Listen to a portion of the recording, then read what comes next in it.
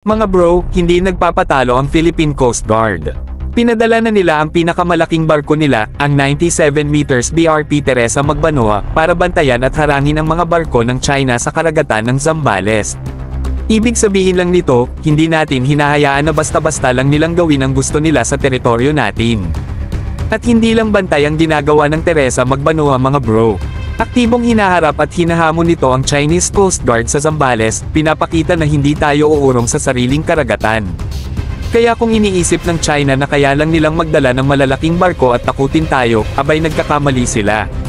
Oo, mas malaki ang CCG-5901 na may displacement na 12,000 tons kumpara sa 2,265 tons ng Teresa Magbanoa, pero mga bro, hindi lang ito tungkol sa laki ng barko, kundi sa tapang at paninindigan ng tripulante. Kahit anong laki ng barko nila, walang kwenta yan kung matibay ang ating paninindigan sa West Philippine Sea. At isipin nyo ito mga bro, kung kaya nating ipakita ang tapang gamit ang Teresa Magbanoa, paano pa kung mas marami tayong ganitong uri ng barko?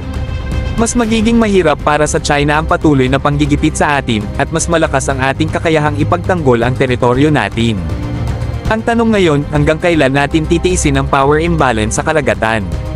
Dapat tuloy-tuloy ang pagpapalakas ng PCG, mas maraming malalaking barko, mas maraming kagamitan, at higit sa lahat, mas malaking suporta mula sa gobyerno at sambayan ng Pilipino. Mga bro, tandaan natin, hindi sukatan ang laki ng barko, kundi ang tapang ng mga Pilipinong nagbabantay sa ating karagatan. Ito na ang panahon para mas maging agresibo sa pagprotekta sa West Philippine Sea.